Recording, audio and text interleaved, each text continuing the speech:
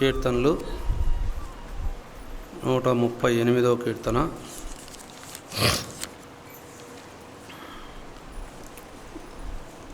138వ కీర్తన 2 వచనాలు మనం చదువుకుందాం. దావీదు కీర్తన పేజీ నెంబరు 524. నేను నా పూర్ణ హృదయముతో నీకు కృతజ్ఞతాస్తుతులు చెల్లించుచున్నాను. దేవతల ఎదుట నిన్ను కీర్తించెదను. నీ పరిశుద్ధాలయము తట్టు నేను నమస్కారము చేయుచున్నాను. నీ నామమంతటి కంటే నీవిచ్చిన వాక్యమును నీవు గొప్ప చేసి ఉన్నావు. నీ కృపాసత్యమును బట్టి నీ నామమునకు కృతజ్ఞతాస్తుతులు నేను చెల్లించెదను.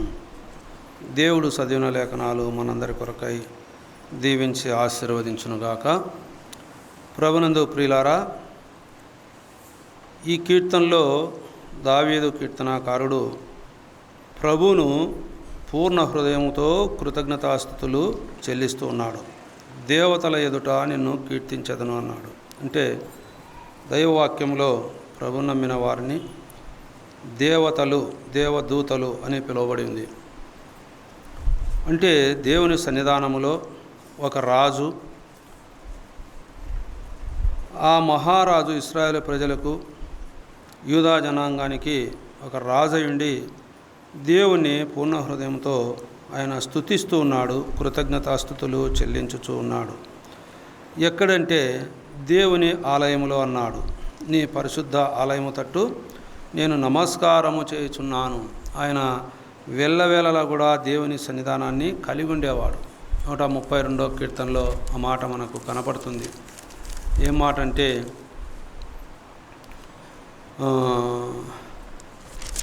122వ కీర్తనలో యెహోవా మందిరమునకు వెళ్ళుదామని జనులు నాతో అనినప్పుడు నేను సంతోషించి తిని, యెరూషలేమా మా పాదములు నీ గుమ్మములో నిలుచుచున్నవి అని ఆయన కీర్తనాకారుడు రాజు దావీదు మహారాజుండి కూడా దేవుని సన్నిధానాన్ని ఆయన మరచువాడుగా లేడు.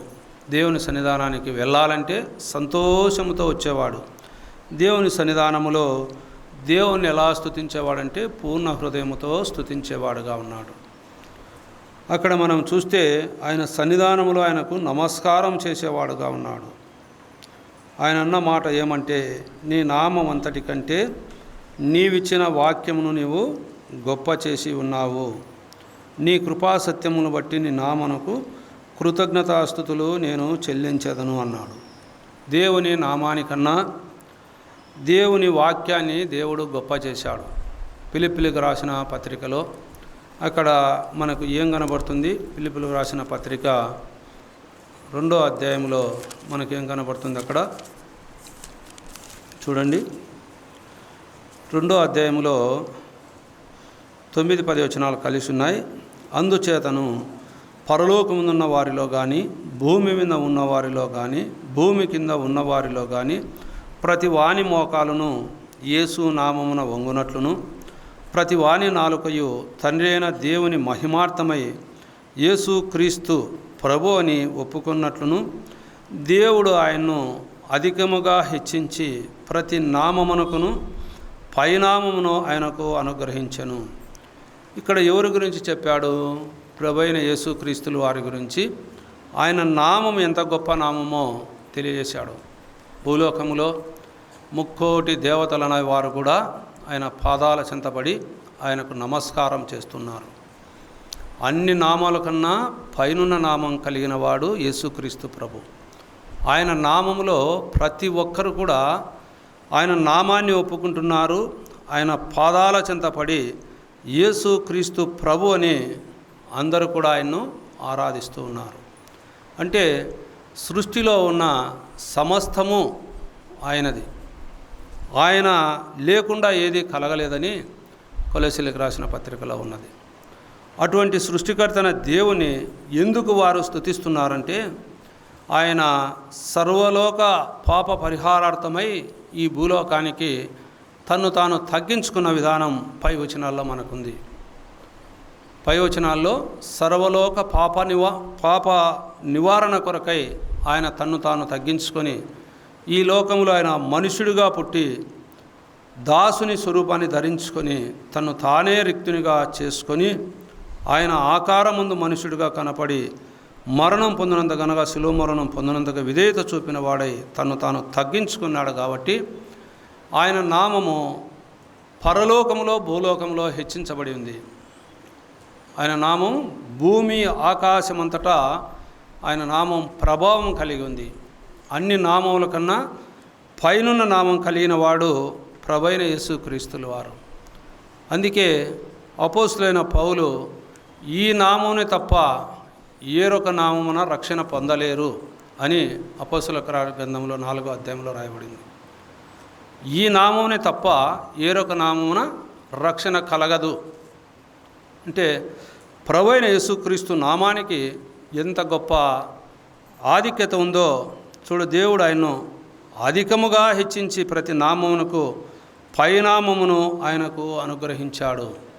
యేసుక్రీస్తు ప్రభు నామం అంత గొప్పది. ఆయన నామములో రక్షణ ఉంది. ఆయన నామములో పాప క్షమాపణ ఉంది. ఆయన నామములో పరలోక ప్రాప్తి ఉంది. ఆ నిత్యత్వంలో ఆయన నామంలో తప్ప తండ్రి యొద్దకు చేరేదానికి ఏరొక నామములో చేరలేరు. ఏరొక నామాన్ని ఆచరించేవారు ఎన్నటికి కూడా పరలోక రాజ్యం చేరలేరు. ఎందుకు? అన్నిటిపైన ఆధిపత్యం కలిగిన వాడు ప్రభువైన యేసుక్రీస్తుల వారు. అందుకు ఆయనకు అన్ని నామాల కన్నా పైనున్న నామం కలిగించాడు. అందుకే దావీదు ఆ నామాన్ని విరిగినవాడుగా ఉన్నాడు. నీ నామం అంతటికంటే నీ వాక్యాన్ని నువ్వు గొప్ప చేశావు అన్నాడు. చూడండి, యోహాను రాసిన సువార్తలో మనకు ఆ మాట మనకు కనబడుతుంది. యోహాను రాసిన సువార్త 1వ అధ్యాయం, మనకు తెలిసిన వాక్యాలు అన్నీ. 1వ అధ్యాయంలో 1వ వచనంలో ఏముంది? ఆదియందు వాక్యముండెను, వాక్యము దేవుని వద్ద ఉండెను, వాక్యము దేవుడై ఉండెను. చూడండి ప్రియులారా, ఆదియందు అంటే సృష్టి కలగకనే వాక్యం ఉంది. వాక్యం ఎక్కడ ఉంది? దేవుని వద్ద ఉంది. వాక్యం ఏమైంది? దేవుడై ఉన్నాడు. చూడండి ప్రియులారా, అందుకు ఆయన నామానికన్నా ఆయన వాక్యాన్ని ఆయన గొప్ప చేశాడు. ఆయన నామం అంతటికన్నా ఆయన వాక్యాన్ని గొప్ప చేశాడు. అందుకే వాక్యాన్ని అందరము చదవాలి, అందరము వినాలి.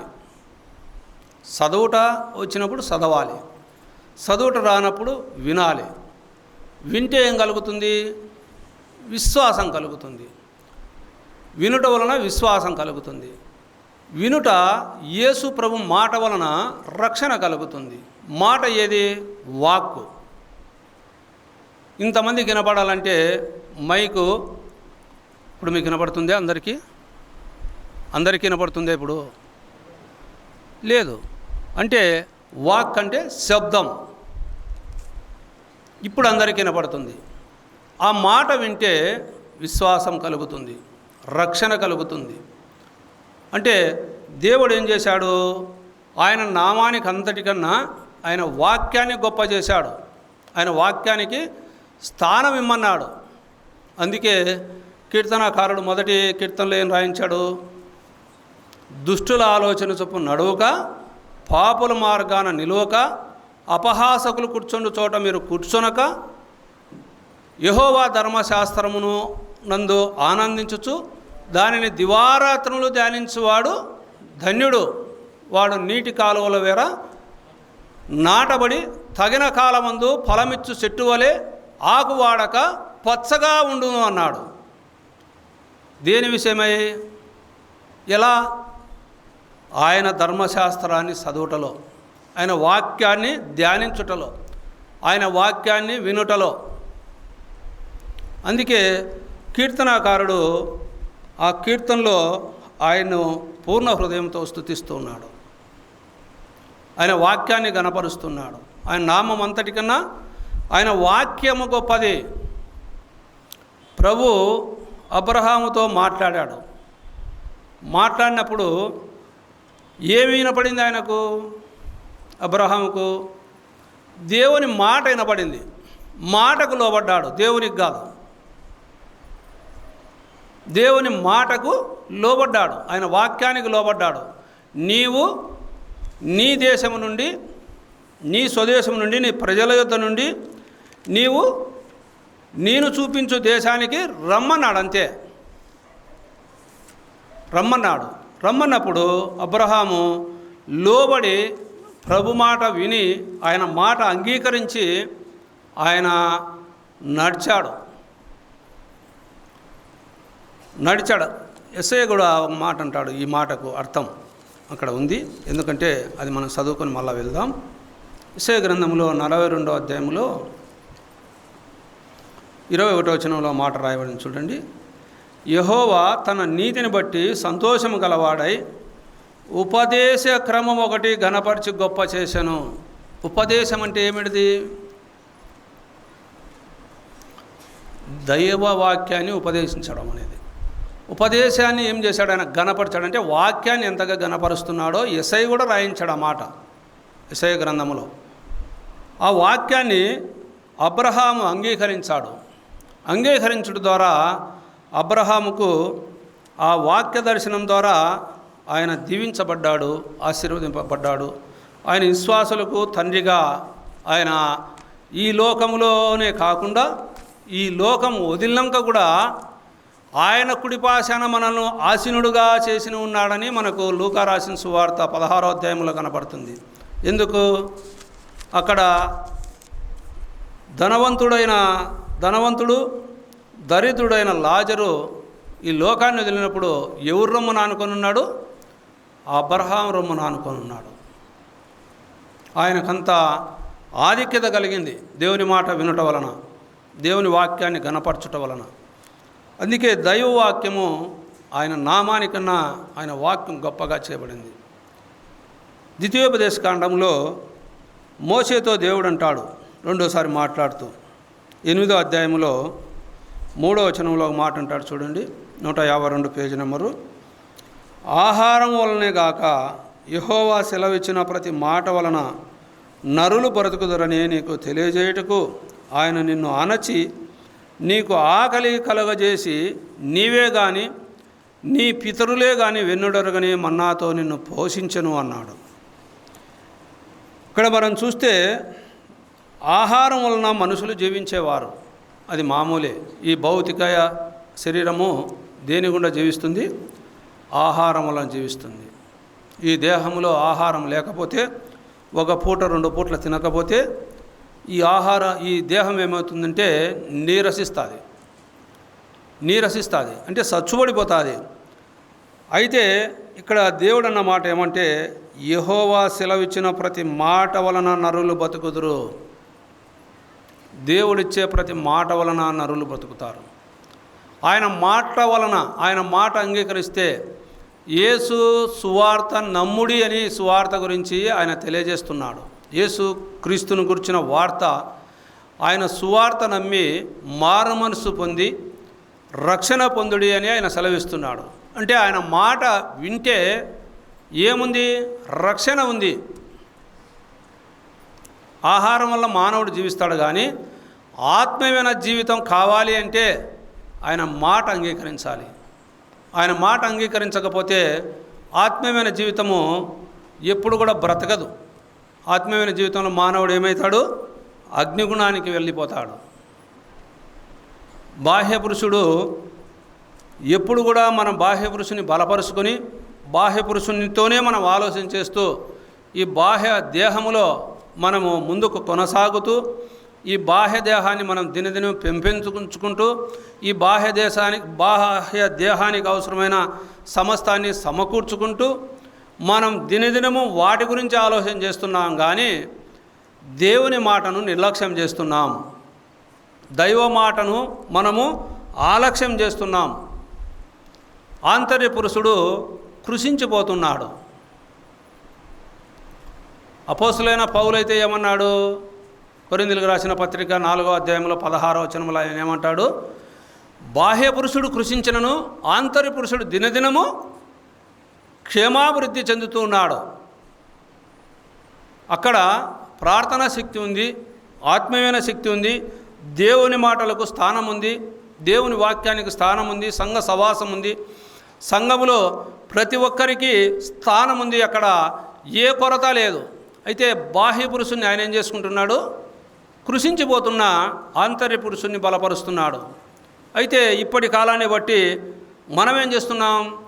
బాహ్య పురుషుని బలపరుచుకుంటున్నాం, ఆంతర్య పురుషుని మనము కృషించిపోయేటట్టుగా చేసుకుంటున్నాం. ఆంతర్య పురుషుడు తగ్గిపోతున్నాడు. దేవుడు ఎంత బాధపడుతుంటాడు? దేవుడు ఎంత బాధపడుతుంటాడో ఒకసారి ఊహించండి. ఆనాడు ఇశ్రాయేలు ప్రజలను మన్నాతో పోషించాడు. వారు ఎన్నడెరగని, అక్కడ ఆ వాక్యాలని మనం చదువుకుందాం చూడండి. ద్వితీయోపదేశకాండంలో, ఈ 40 సంవత్సరములు నీవు వేసుకున్న బట్టలు పాతకిలలేదు, నీ కాలు వాయలేదు. ఒకడు తన కుమారుని ఎట్లు శిక్షించెనో అట్లే నీ దేవుడైన యెహోవా నిన్ను శిక్షించువాడని నీవు తెలుసుకొని ఆయన మార్గములో నడుచుకున్నట్లును ఆయనకు భయపడినట్లును నీ దేవుడైన యెహోవా ఆజ్ఞలు గైకొనవలెను. నీ దేవుడైన యెహోవా నిన్ను మంచి దేశంలో ప్రవేశపెట్టును.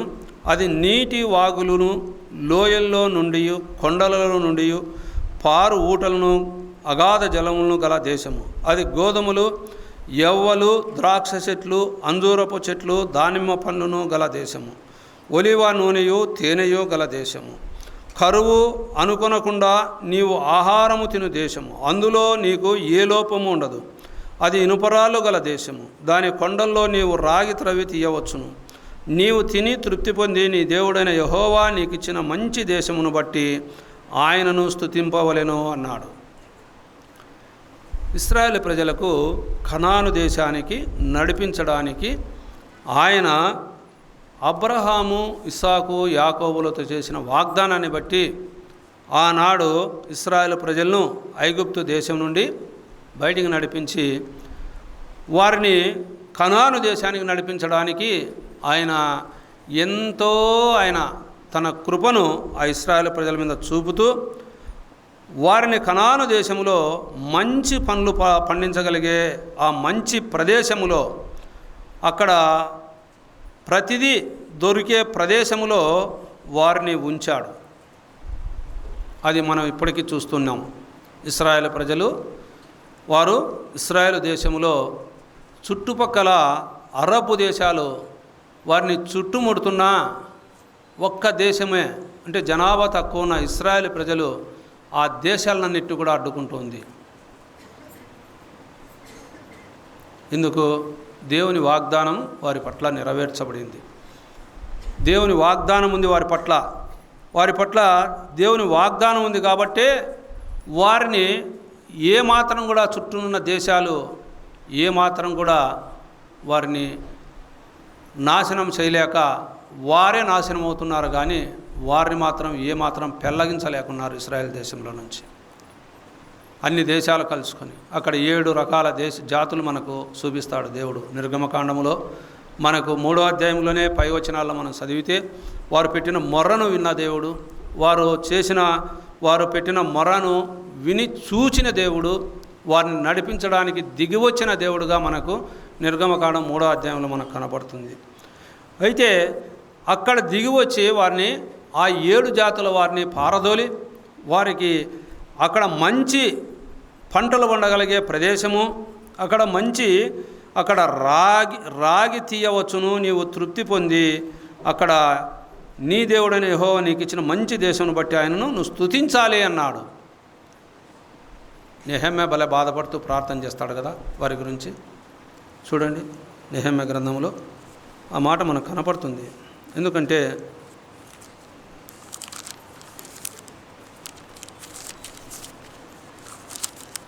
నెహెమ్యా గ్రంథం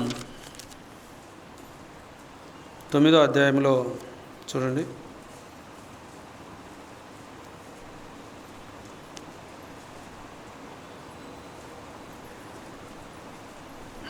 అక్కడ అధ్యాయం అంతా మనం చదువుకోవాల్సిన అవసరమే. అయితే మనకు 20 నుంచి 20 వచనం నుంచి కొన్ని మాటలు చదువుకుందాం. మొదటి వచనం నుంచి మంచి మాటలు ఉన్నాయి, ఇంటికి వెళ్ళి చదువుకోండి. 20 వచనం నుంచి, వారికి బోధించుటకు నీ ఉపకారాత్మను దయచేసేదివి. వారికి బోధించడానికి ఏం చేశాడు ఆయన? ఉపకార ఆత్మను దయచేశాడంట. చూడండి, ఆత్మను దయచేసేదివి. నీవిచ్చిన మన్నాను వేయక మానలేదు. వారి దాహమునకు ఉదకమిచ్చితివి. నిజముగా అరణ్యములో ఏమీ తక్కువ కాకుండా 40 సంవత్సరములు వారిని పోషించితివి. వారి వస్త్రములు పాతగిలలేదు, వారి కాళ్లకు వాపు రాలేదు. ఇదిగాక రాజ్యములను జనములను వారికి అప్పగించి వారికి సరిహద్దులు ఏర్పరిచితివి గనుక వారు సీహోనును ఎస్బోను రాజు యొక్క దేశమును బాషాను కలిగిన రాజైన ఓగు యొక్క దేశమును స్వతంత్రించుకొనిరి. వారి సంతతిని ఆకాశపు నక్షత్రములంత విస్తారముగా చేసి ప్రవేశించి స్వతంత్రించుకున్నట్లుకు వారి పితరులకు నీవు వాగ్దానం చేసిన దేశములోనికి వారిని రప్పింపగా ఆ సంతతి వారు ప్రవేశించి ఆ దేశమును స్వతంత్రించుకొనిరి. నీవు కనానీయులను ఆ దేశ నివాసులను జయించి తమకు మనసు వచ్చినట్లు చేయుటకు వారి రాజులను ఆ దేశ నివాసులను వారి చేతికి అప్పగించితివి. అప్పుడు వారు ప్రాకారముల పట్టణములను ఫలవంతమైన భూమిని స్వాధీనపరచుకొని సకలమైన పదార్థంతో నిండి ఉన్న ఇండ్లను, త్రవ్విన బావులను, ద్రాక్ష తోటలను, ఒలివ తోటలను, బహువిస్తారముగా ఫలించు చెట్లను వశపరచుకొనిరి. అలాగున వారు తృప్తి పొంది మదించి నీ మహోపకారమును బట్టి బహుగా సంతోషించిరి. అయినను వారు అవిధేయులై నీ మీద తిరుగుబాటు చేసిరి. నీ ధర్మశాస్త్రమును లక్ష్యపెట్టక త్రోసివేసి నీ తట్టు తిరగవలెనని తమకు ప్రకటన చేసిన నీ ప్రవక్తలను చంపి నీకు బహుగా విసుగు పుట్టించిరి అన్నాడు. చూడండి, ఎన్నిచ్చాడు. వారికి పురాలు ఇచ్చాడు, వారికి ప్రాకారాలు ఇచ్చాడు, వారికి తోటలు ఇచ్చాడు, భూములు ఇచ్చాడు, అన్నీ ఇచ్చాడు. అన్నీ ఇచ్చి ఆయన ఇక్కడ చేసిన వాగ్దానాన్ని బట్టి, అబ్రహాము, ఇసాకు, యాకోబులతో చేసిన వాగ్దానాన్ని బట్టి వారిని కనాను దేశానికి నడిపించాడు. వారికి పంచిపెట్టి వారికి అన్నీ సమకూర్చగా కూడా వారు సంతోషించినట్లు, ఆ మహోపకారాన్ని బట్టి సంతోషించినట్లు చూస్తున్నాం. అయినా వారు ఏం చేయలేకపోయారు? దేవుని మాటకు లోబడలేకపోయారు. దేవుని ధర్మశాస్త్రాన్ని లక్ష్య పెట్టలేదు అన్నాడు.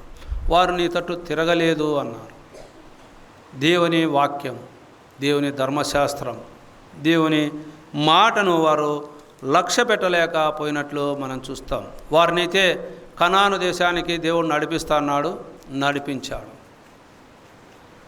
దేవుని మాట నెరవేర్చబడింది. అయితే వారు లోబడలేదు. వారు లోబడలేకపోవడాన్ని బట్టి వారికి 400 సంవత్సరాలు దేవుని పలుకు లేదు, దేవుని మాట లేదు. తిరిగి వారి మీద కనికరపడి మళ్ళా దేవుడు ప్రభువైన యేసుక్రీస్తులు వారిని లోకానికి పంపినట్లు మనం చూస్తాం.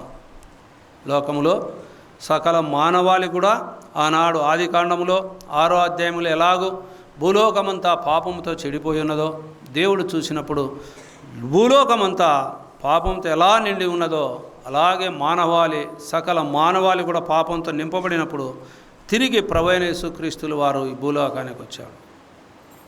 ఆయన ఈ లోకానికి వచ్చి తన ప్రజలను వారి పాపం నుండి ఆయనే రక్షించాలని ఆయన ఇష్టపడి ఆయన ఈ భూలోకానికి శరీరధారిగా ఆయన జన్మించాడు. ఆయన వాక్యముని గొప్ప చేశాడు, ఆయన నామాన్ని గొప్ప చేశాడు. ఆయన నామం అంతటికన్నా ఆయన వాక్యాన్ని గొప్ప చేశాడు. అందుకే దేవుడు లోకాన్ని ఎంతో ప్రేమించి తన ప్రియ అద్వితీయ కుమారునిగా పుట్టిన వాని విశ్వాసం ఉంచు వానికి నిత్య జీవం ఇచ్చుటకు ఆయన్ని అనుగ్రహించాడు. నిత్య జీవం ఇచ్చేదానికి తన ప్రియకుమారుని లోకానికి అనుగ్రహించాడు. అందుకే మత్తయి రాసిన సువార్తలో ఆయన 11వ అధ్యాయం 20వ వచనంలో ఏమంటాడు? ప్రయాసపడి భారం మోస్తున్న సమస్త జనులారా నా యొద్దకు రండి, నేను మీకు విశ్రాంతినిస్తా. లోకంలో ప్రయాసం ఉంది, పాపంతో నింపబడి ఉంది. ఆ పాపం నుంచి మీకు విముక్తినిస్తా, మీకు విడుదలనిస్తా. మీరు నా యొద్దకు రండి, నా యొద్దకు మల్లుకోండి అని అంటున్నాడు. నా యొద్దకు రండి, నా యొద్దకు మల్లుకోండి అంటున్నాడు. అయితే ఆనాడు వారికే కాకుండా ఈనాడు మనకు కూడా ప్రభు పిలుపునిస్తున్నాడు. ఆనాడు వారిని కనాను దేశానికి ఎలా నడిపించాడో ఈనాడు మనల్ని పరలోక రాజ్యానికి నడిపించడానికి ఆయన సిద్ధంగా ఉన్నాడు. యోహాను రాసిన సువార్తలో ఓ మాట ఉంది, 6వ అధ్యాయంలో చూడండి, 27వ వచనంలో. 6వ అధ్యాయం 27వ వచనం, పేజీ నెంబర్ 86. క్షయమైన ఆహారం కొరకు కష్టపడుకుడి కానీ నిత్యజీవం కలగజేయు అక్షయమైన ఆహారం కొరకే కష్టపడుడి. మనిషి కుమారుడు దానిని మీకు ఇచ్చును. ఇందుకై తండ్రి అయిన దేవుడు ఆయనకు ముద్ర వేసి ఉన్నాడు. ఈ లోకంలో క్షేమైపోయే ఆహారం, మనం తినేదైనా, మనం వేసుకునేటైనా, మనం సంపాదించుకునేటైనా ఇవన్నీ కూడా క్షేమైపోతాయి. దేవుని రాకడలో ఇవన్నీ వెళ్ళిపోతాయి. ఆకాశము భూమి గతించిపోతుంది, సూర్యచంద్ర నక్షత్రాలు గతించిపోతారు. పేతురు భక్తుడు రాయించాడు ఆ మాట 2వ పేతురు పత్రికలో. అవన్నీ గతించిపోతాయి. పంచభూతాలు లయమైపోతాయి, ఏముండవు.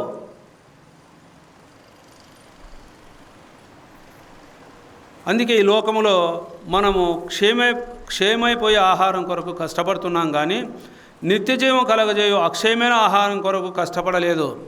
అక్కడ ఇంకో మాట చూడండి, అక్కడే చదువుకుంటూ వెళ్దాం. వారు మేము దేవుని క్రియలు జరిగించుటకు ఏమి చేయవలనని ఆయన అడుగగా, యేసు ఆయన పంపిన వానియందు మీరు విశ్వాసం ఉంచుటయే దేవుని క్రియ అని వారితో చెప్పాను. వారు అట్లయితే మేము చూచి నిన్ను విశ్వసించుటకు నీవు ఏ సూచిక క్రియ చేయుచున్నావు, ఏమి జరిగించుచున్నావు అని అడిగినప్పుడు, భుజించుటకు పరలోకం నుండి ఆయన ఆహారం వారికి అనుగ్రహించును అని వ్రాయబడినట్లు మన పితరులు అరణ్యములో మన్నాను భుజించరని ఆయనతో చెప్పిరి. కాబట్టి యేసు, పరలోకం నుండి వచ్చు ఆహారం మోసే మీకు ఇయ్యలేదు, నా తండ్రియే పరలోకం నుండి వచ్చు నిజమైన ఆహారం మీకు అనుగ్రహించుచున్నాడు. పరలోకం నుండి దిగివచ్చి లోకమునకు జీవమునిచ్చున్నదే దేవుడు అనుగ్రహించు ఆహారమై ఉన్నదని మీతో నిశ్చయముగా చెప్పుచున్నానని వారితో చెప్పాను. కావున వారు, ప్రభువా, ఈ ఆహారం ఎల్లప్పుడూ మాకు అనుగ్రహించుమనిది. అందుకు యేసు వారితో ఇట్లనెను, జీవాహారం నేనే, నా యొద్దకు వచ్చువాడు ఏమాత్రమున ఆకలి కొనడు, నా యందు విశ్వాసం ఉంచువాడు ఎప్పుడునూ దప్పికొనడు. మీరు నన్ను చూచి ఉండి విశ్వసింపక ఉన్నారని మీతో చెప్పుచున్నాను అన్నాడు. మీతో చెప్పి తిని అన్నాడు. చూడండి, దేవుని చూచి కూడా విశ్వసించక ఆనాడు శరీరధారిగా ఉన్నప్పుడు ఆయన నెమ్మడించిన వారు ఉన్నారు. అయితే ఆనాడు పితరులకు ఇచ్చిన ఆ మన్నాను గురించి, ఆ సూచక్రియ గురించే వారు అడుగుతున్నారు. కానీ ముందు ఆయన కొంత సూచక్రియ జరిగించాడు. ముందు అదే 6వ అధ్యాయంలో 5 రొట్టెలు 2 చేపలు 5,000 మందికి పంచిపెట్టాడు. వారు ఆహారం గురించే ఆలోచన చేస్తున్నారు. కానీ ప్రభు సన్నిధికి వచ్చే మనం కూడా ఆనాడు వారు ఎలా ఆలోచన చేశారో ఈనాడు మనం కూడా మన ఆహారం గురించి, మన బట్టల గురించి, మన పిల్లల గురించి, మన చదువు గురించి, మన రోగాల గురించి, మనం అందరికన్నా సంపన్నులం కావాలని ఒక ఆలోచన గురించే ప్రభు సన్నిధికి వస్తున్నామే. కానీ ప్రభు పరలోకంలో మనకు ఒక స్థానం ఇస్తున్నాడు. ఆ నిత్యత్వంలో ఉండబోతున్నాం, దేవునితో మనం ఉండబోతున్నాం. ఆ దేవుని దగ్గర మనం యుగాయుగాలు సదాకాలము ఆ అగ్నిగుండం నుంచి తప్పించబడి ఆ నిత్య జీవంలో ఆయనతో ఉంటాము అనే ఒక నిరీక్షణతో మనం ప్రభు సన్నిధికి ఎంతమంది వస్తున్నామో పరీక్షించుకోవాలి. మనం ఎంతమంది వస్తున్నాం ఆయనతో ఉందామని. ఈ లోకంలో సుఖభోగాల నిమిత్తమే రాత్రి విజ్ఞాపనలో కూడా మనం విన్నాం. యాకోబు అంటాడు కదా, మీరు మీ సుఖభోగముల నిమిత్తమే అడుగుతున్నారు, కానీ మీరు అడుగుతున్నారు అవి మీకు అనుగ్రహింపబడలేదు. మీ భోగేచ్ఛల నిమిత్తం అవి అడుగుతున్నారు. ఈ లోకంలో సుఖంగా జీవించడానికి, ఈ బాహ్యదేహాన్ని దినదినము బాగా సుఖపెట్టడానికి మనం అడుగుతున్నామే. కానీ ఆంతర్య పురుషుని బలపరచుకోవడానికి, ఆ పరలోకంలో నిత్యజీవం పొందడానికి ఎంతమంది వస్తున్నాం? ఆనాడు వారు కూడా అదే అడిగారు. వారు కూడా మాకు ఏ సూచక్రియ చేస్తున్నావు? ఆనాడు పరలోకం నుండి ఆహారము ఆయా ప్రభు కుమ్మరించాడు కదా, మన్నాను మాకు ఇవ్వలేదే అన్నట్లుగా అక్కడ మాట్లాడారు వాళ్ళైతే. అయితే యేసు క్రీస్తు ప్రభు ఏమన్నాడు? మీరు నన్ను చూచి ఉండి విశ్వసింపక ఉన్నారని మీతో చెప్పుచున్నాను. నేనే జీవాహారాన్ని, నా ఎద్దకు వచ్చువాడు ఏమాత్రం ఆకలి కొనడు అన్నాడు. మత్తయి రాసిన సువార్తలో, లూకా రాసిన సువార్తలో మనం చదువుకుంటాం. మీకు అక్కరగా ఉన్నవేవో అవి మీ పరలోకపు తండ్రికి తెలియను. మీకు ఏదక్కరో అది పరలోకపు తండ్రికి తెలియను. అయితే మొదట నా రాజ్యాన్ని, నా నీతిని వెతకండి అన్నాడు. మొదట ఏం చేయాలి? నా రాజ్యాన్ని, నా నీతిని వెతకండి. దేవుని సన్నిధి ఎదగగలిగే వారు ఎవరున్నారు? ఈ వారంలో ఎన్ని కోడికలు పోగొట్టుకున్న వారు ఉన్నారు? ఆయన రాజ్యాన్ని వెతుకుతున్నామా? ఆయన నీతిని వెతుకుతున్నామా?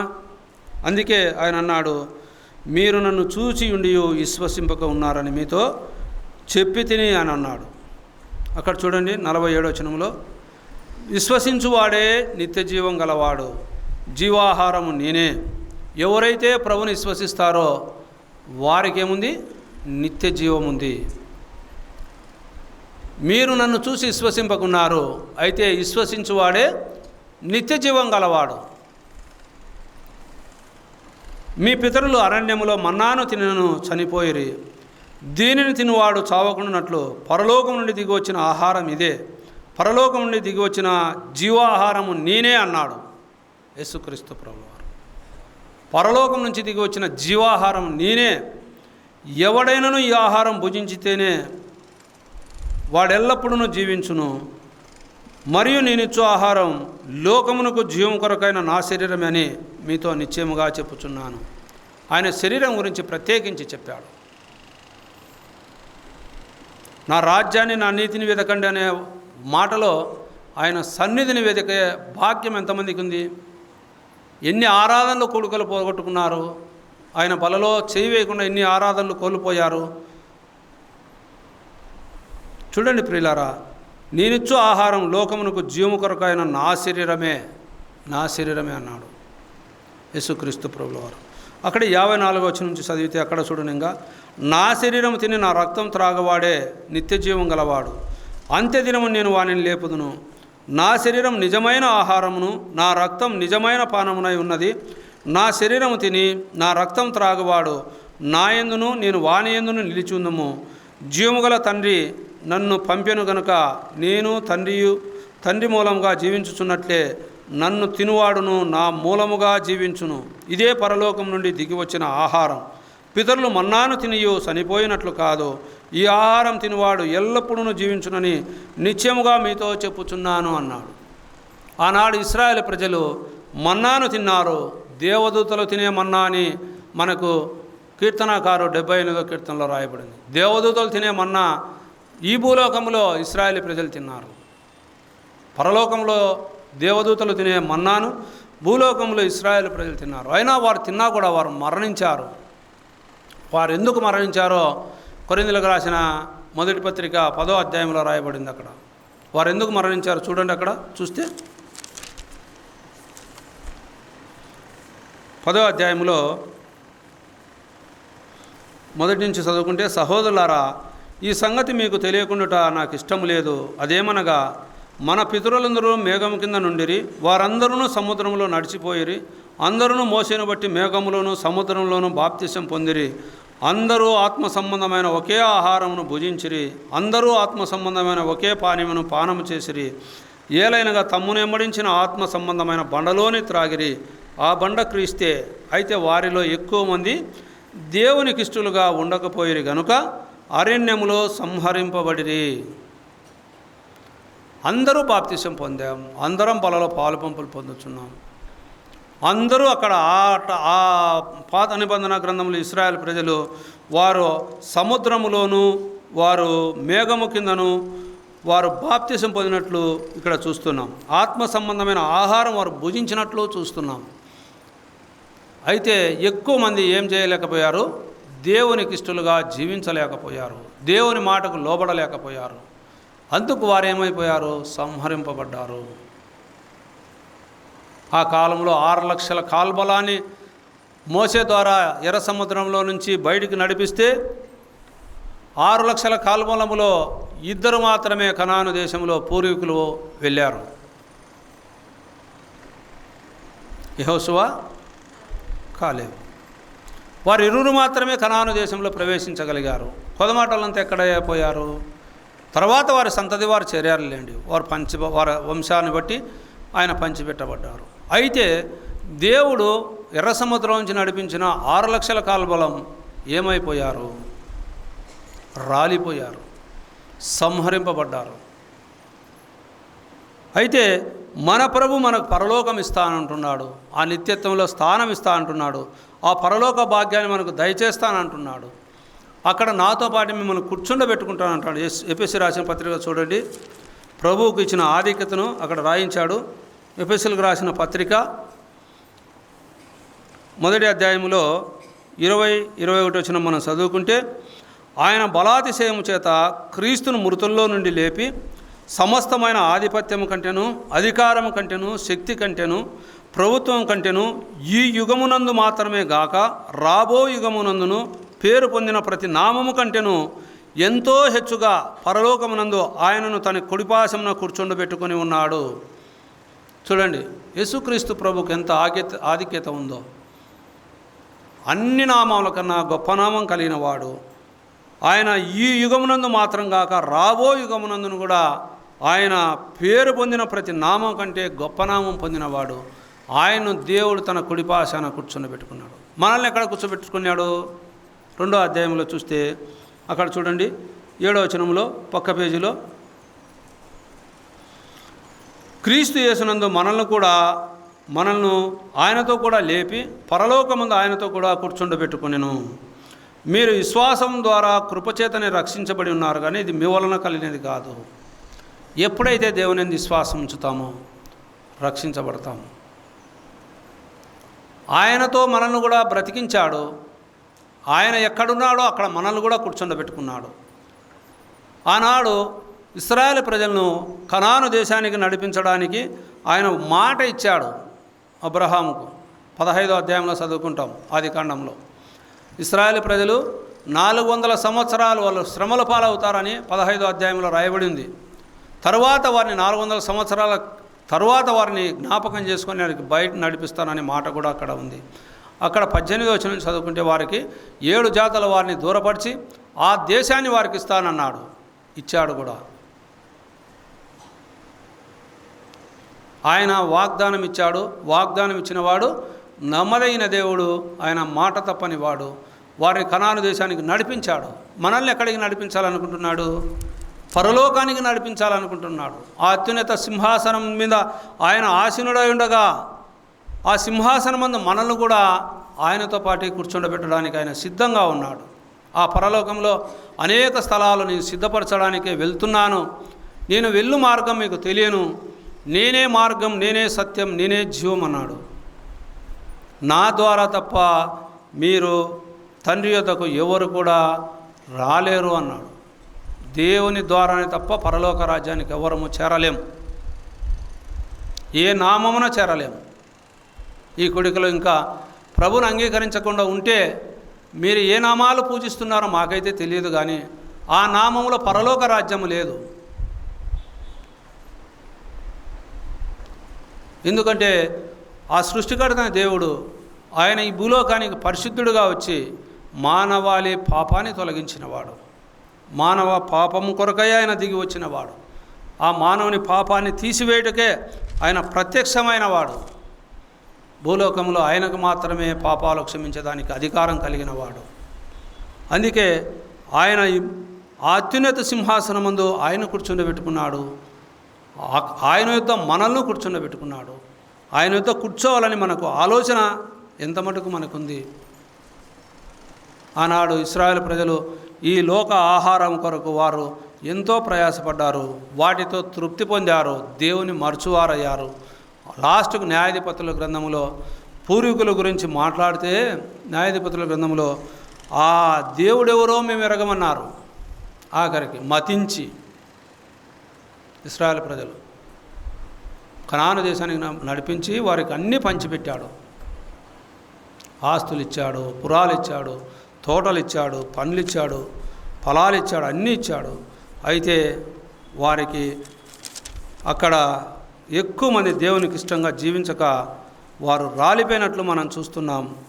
మనం కూడా దేవుని సన్నిధానంలో మనల్ని ఆయనతో కూర్చొని పరలోక రాజ్యానికి మనల్ని పిలుస్తున్నాడు.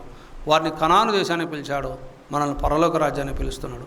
ఆయన వద్ద ఉంటే మనకేం కలుగుతుందో చూడండి. ప్రకటన గ్రంథం మనకు రాయబడింది అన్నమాట. ప్రకటన గ్రంథంలో 21వ అధ్యాయంలో మనం చదువుకుంటే అక్కడ యోహానుకు పద్మాసు దీపంలో ఆయన కనపరిచిన విధానం మనకి ఇక్కడ కనపడుతుంది.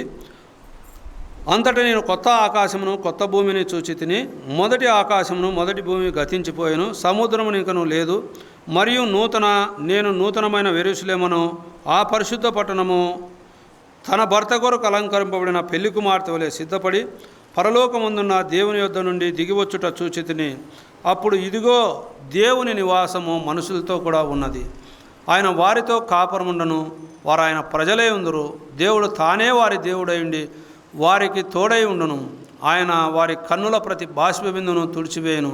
మరణం ఇక ఉండదు, దుఃఖమైనను ఏడ్పైనను వేదనైనను ఇక ఉండదు. మొదటి సంగతులన్నీ గతించిపోయినని సింహాసనంలో నుండి వచ్చిన గొప్ప స్వరం వింటిని. అప్పుడు సింహాసనాసీనుడైన వాడు, ఇదిగో సమస్తమును నూతనమైనవిగా చేయుచున్నానని చెప్పాను. మరియు ఈ మాటలు నమ్మకమును నిజమునై ఉన్నవి గనుక వ్రాయమని ఆయన నాతో చెప్పుచున్నాడు. మరియు ఆయన నాతో ఇట్లా, నేను సమాప్తమైనవి నేనే అల్పయు ఓమేగయు, అనగా ఆదియు అంతమునై ఉన్నవాడను అని అన్నాడు. చూడండి, దప్పికొని వానికి జీవ జలముల బుగ్గల్లోని జలములు నేను ఉచితముగా అనుగ్రహిస్తాను. జయించువాడు వీటిని స్వతంత్రించుకును. నేను అతనికి దేవుడనై ఉండును, అతడు నా కుమారుడై ఉండును అన్నాడు. చూడండి ప్రియులారా, దేవుడు మనకు దేవుడుగా ఉండాలని, మనం ఆయన కుమారులుగా ఉండాలని ఆయన ఇష్టపడుతూ ఉన్నాడు. మనల్ని ఆయన సన్నిధికి చేర్చాలనుకుంటున్నాడు. ఇంకా 20 అధ్యాయంలో ఒక మాట ఉంది, 15వ వచనంలో, యోని పేరైన జీవగ్రంథమందు రాయబడినట్లు కనబడని వాడు అగ్నిగుండములో పడవేయబడను. ఆ అగ్నిగుండం రెండవ మరణం. వారు ఎవరెవరో అక్కడ 21వ అధ్యాయంలో 8వ వచనంలో రాయబడింది. పిరికివారు, అవిశ్వాసులు, అసహ్యులు, నరహంతకులు, వ్యభిచారకులు, మాంత్రికులు, విగ్రహారాధికులు, అబద్ధికులు అందరూ అగ్నిగంధకములతో మండు గుండంలో పడి పాలు పొందుతురు. ఇది రెండవ మరణం. దేవుని సన్నిధానంలో ఆనాడు ఆయన మాటకు విలువిచ్చి అబ్రహాం నడుచుకున్నట్టు ద్వారా ఇశ్రాయేలు ప్రజలను కనాను దేశానికి నడిపించాడు. ఇప్పుడు దేవుని వాక్యమైన యేసుక్రీస్తు ప్రభుల వారిని అంగీకరించిన మనం, ఆ వాక్యము శరీరధారై కృపాసత్య సంపన్నుడు మన మధ్య సంచరించిన ప్రభును మనం చూస్తున్నాం. నా మాట విన్నప్పుడు ఆయన యందు విశ్వాసం ఉంచిన వాడు మరణంలోంచి జీవంలోనికి దాటి ఉన్నాడు. 11వ అధ్యాయంలో అంటాడు, నేనే పునరుత్థానమును జీవునై ఉన్నాను అన్నాడు. నా యందు విశ్వాసం ఉంచి మరణించిన వాడు బ్రతుకును. నా యందు విశ్వాసం ఉంచిన వాడు ఎన్నడూనూ మరణము చూడడు. చూడండి ప్రియులారా, 11వ అధ్యాయం 24-25 వచనంలో మాటలు మనకు కనపడతాయి. దేవుని యందు విశ్వాసం ఉంచితే మరణము లేదు.